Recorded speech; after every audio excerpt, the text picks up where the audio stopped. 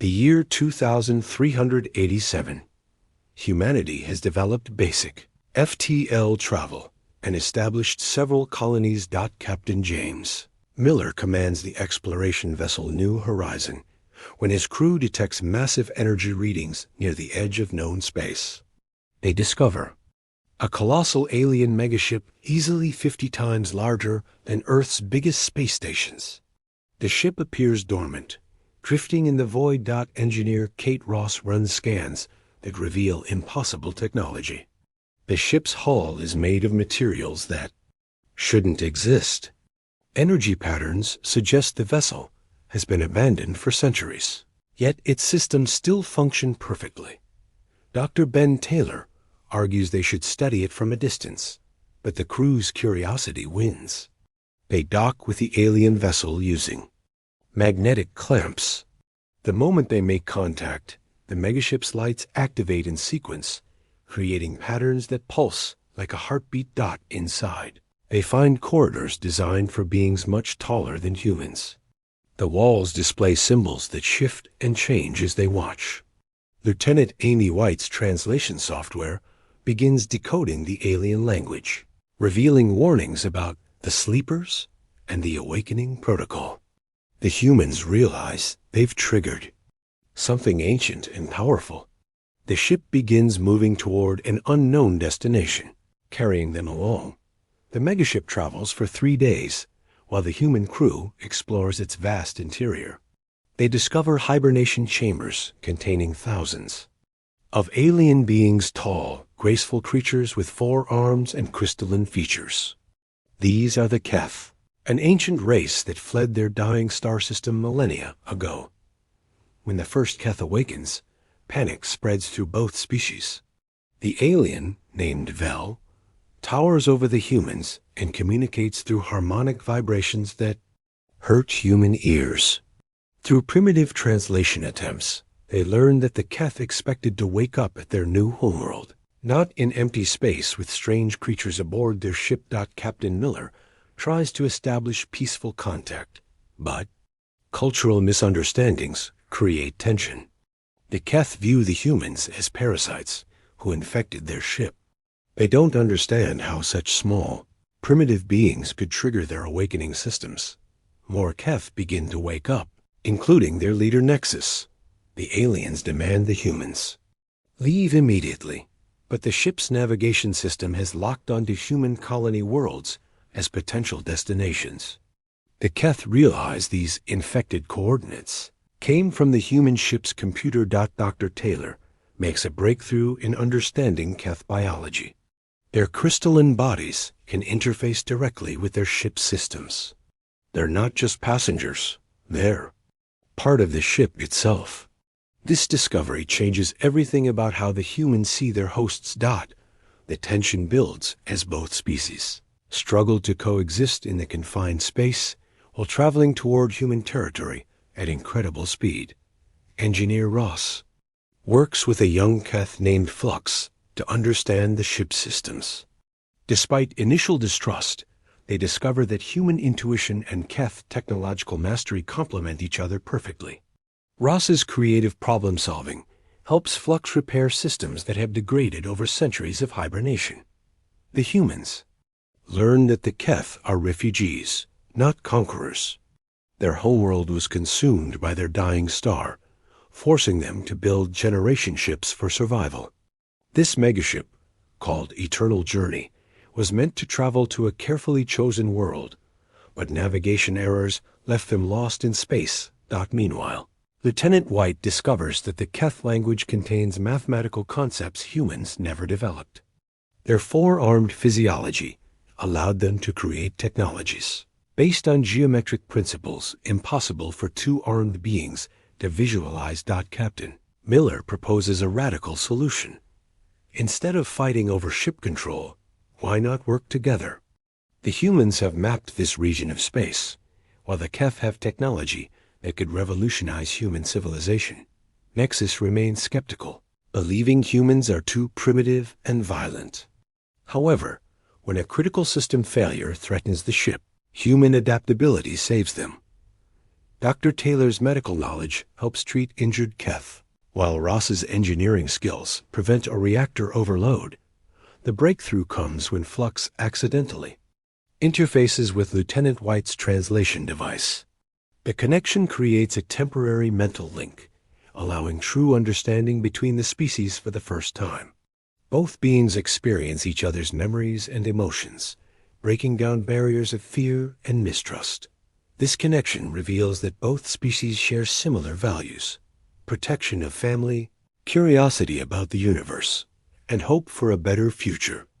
The foundation for cooperation is finally laid. The combined human Keth crew works to modify the ship's destination toward a suitable world in human space. The process requires unprecedented cooperation, with humans providing local stellar cartography, while the Keth contribute their advanced navigation technology. During this time, cultural exchange accelerates. The humans teach the Keth about human art, music, and literature. The Keth share their harmonic poetry and crystal growing techniques. Both species discover that their different perspectives create solutions neither could achieve alone. Engineer Ross and Flux develop hybrid technologies that combine human creativity with Keth precision. They create new tools that can be operated by either species, bridging the gap between their different physiologies. However, success brings new challenges. Long-range sensors detect human military ships approaching to investigate the massive alien vessel. Captain Miller realizes that first contact won't just be between his crew and the Keth. It will involve all of humanity.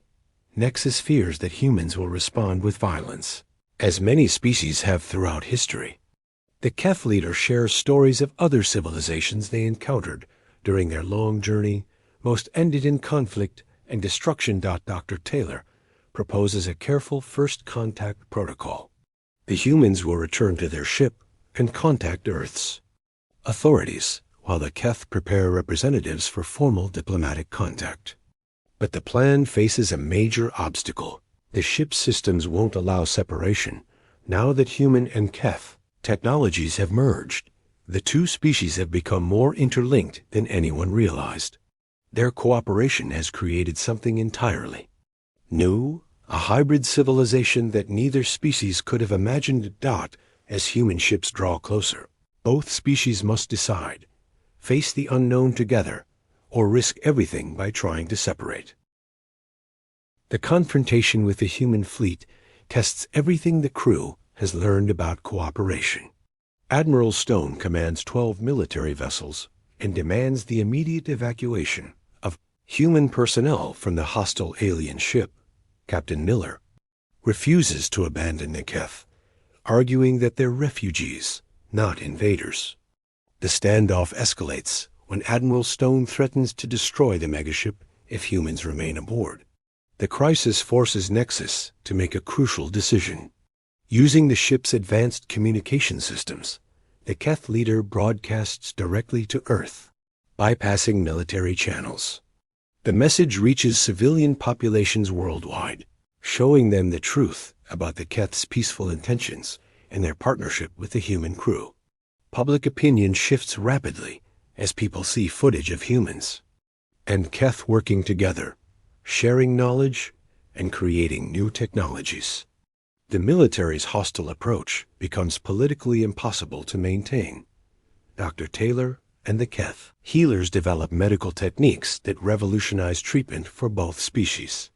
Engineer Ross and Flux create new propulsion systems that make faster-than-light travel more efficient. These breakthroughs prove that cooperation benefits everyone. The story reaches its climax when a solar flare threatens to destroy both the human fleet and the Keth ship. Only by combining human tactical knowledge with Keth technology can they survive. The joint effort saves thousands of lives and demonstrates the power of interspecies cooperation. Admiral Stone finally accepts that this partnership represents humanity's future. The military withdraws, replaced by civilian scientists and diplomats eager to learn from the Keth. The megaship becomes a symbol of unity, traveling between human and Keth worlds as a mobile embassy. Captain Miller and Nexus work together to establish the first interstellar alliance, with the ship serving as neutral ground for other species who want to join. Epilogue. 5 years later, the Eternal Journey has grown into a massive space station where dozens of species live and work. Together, the human crew members have become ambassadors, using their experience to help other species overcome fear and mistrust. The story ends with Captain Miller watching new alien ships dock with the station. Each first contact brings new challenges, but also new possibilities. Humanity's role has evolved from explorers to facilitators, helping different species find common ground. The transformation is complete. What began as accidental contact between two lost species has become the foundation for a galactic civilization built on cooperation, understanding, and shared hope for the future. Central theme. The story demonstrates that humanity's greatest strength isn't technology or military might, but the ability to adapt, empathize, and build bridges between different cultures. Through cooperation rather than conquest, humans help create something greater than any single species could achieve alone.